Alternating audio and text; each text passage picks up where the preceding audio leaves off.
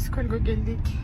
Aman turmaya deydin. Etip koç kölge gelgende oşlukça söylöbögle uyatıp bolasınlar deydi. Oyak biyakta koy, tiyakta, tağayakta dedik. O yakta. Cevap berke. Köldükçe kanday söyleyesiz? Yakta, tegi, bayke. Bayke, tigi deyip söylöbögle. İşte tukum demek. Tukum deyip bayke deyip söylöbögle Mayli. Mayli? Yok, Mayli emas, Meyli, makul de. Makul, Meyli de. Boş kalganda Mayli deyip söyleriz. Uyat bolбой, анда sen кетип калайлы. Баардык комментарий жазаткандын арасында жакшы жазгандардан сонда сүйлөбөгүлө кайсы тилде бар, кайсы тилден кайла болсо ошого сүйлөбөгүлө депчи. Арасында обязательно мындай бир кычыткылар болот э. Өзү атай деген бирөө, анан бир кылыч жараттар бар мындай. Типа, ну и правильно там разговаривал у себя деп. Ушу аркылуу төмөндөрдө негизи достор диалект деген бүт региондордо жада калса ошол эле чүйдө деле бар, көлдө деле бар, таласта деле бар. Бул нормалдуу эле көрүнүш.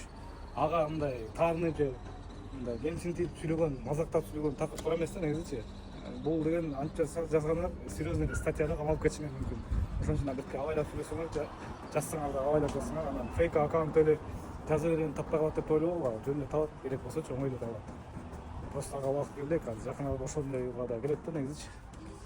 Сорпо, казыр, жасап деп жаза беришет го. Анан тыр деп деле кошот, водовод, тепек деген сөздөр толтура эле мисалы үчүнчү.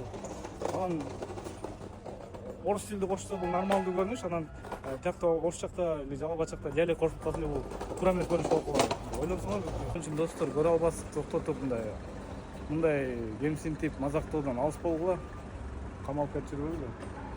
Анан негизи эле бул нормалдуу эле нерсе, диалект деген туура түшүнүмдөн кабыл алыш керек.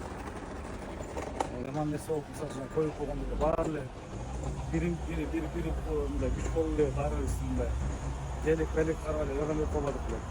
Негизи эле башка улуттарды эле мазактагандай туура эмес да, антип жакпаса ал сенин проблемаң да негизичи. Кыйын болсоңор үйлөнгүлө, башка тилдерди дагы, англис тилин үйлөнгүлө, япон тилин үйлөнгүлө, өзбек тилин үйлөнгүлө. Диалект деген бул нормалдуу нерсе.